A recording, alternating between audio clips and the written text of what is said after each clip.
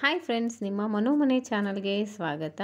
ದಸರಾ ಹಬ್ಬದ 4ನೇ ದಿನ ಆಗಿರೋದ್ರಿಂದ ಇವತ್ತು ನಾನು ನಿಮಗೆ ಗೋಧಿ ಎಲೆ ಪಾಯಸನ ಹೇಗೆ ಮಾಡೋದು ಅಂತೇಳಿ ಆಲ್ರೆಡಿ ತೋರಿಸಿದ್ದೆ. ಆ ವಿಡಿಯೋ ನಿಮಗೆ ಕಂಪ್ಲೀಟಾಗಿ ಸ್ಟೆಪ್ ಬೈ ಸ್ಟೆಪ್ ಬೇಕಂದರೆ ನಾನು ಕೊಟ್ಟಿರೋ ಐ ಕಾರ್ಡ್ ಮತ್ತು ಎಂಡ್ ಸ್ಕ್ರೀನನ್ನು ನೀವು ಕ್ಲಿಕ್ ಮಾಡಿದ್ರೆ ಈ ಎಲೆ ಪಾಯಸ ರೆಸಿಪಿ ನಿಮಗೆ ಫುಲ್ ವಿಡಿಯೋ ಸಿಗುತ್ತೆ. ಇದಂತೂ ತುಂಬಾ ಟೇಸ್ಟಿಯಾಗಿರುತ್ತೆ. ಯಾರೆಲ್ಲ ತಿಂದಿರಲ್ಲ ಪ್ಲೀಸ್ ಒಂದ್ಸರಿ ಟ್ರೈ ಮಾಡಿ. ತುಂಬಾ ಟೇಸ್ಟಿಯಾಗಿರುತ್ತೆ. ಮಕ್ಕಳು ಕೂಡ ತುಂಬಾ ಇಷ್ಟಪಟ್ಟು ತಿಂತಾರಂತಲೇ ಹೇಳ್ಬೋದು, ಅಷ್ಟು ಟೇಸ್ಟಿಯಾಗಿರುತ್ತೆ.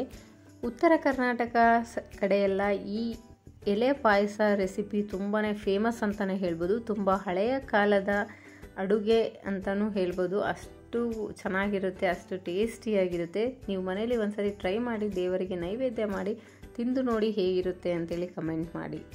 Thank you. ಗೋಧಿ ಪಾಯಸ ರೆಸಿಪಿಯನ್ನು ಪೂರ್ತಿಯಾಗಿ ನೋಡಲು ಈ ಕೆಳಗಿನ ಎಂಡ್ ಸ್ಕ್ರೀನನ್ನು ಕ್ಲಿಕ್ ಮಾಡಿ.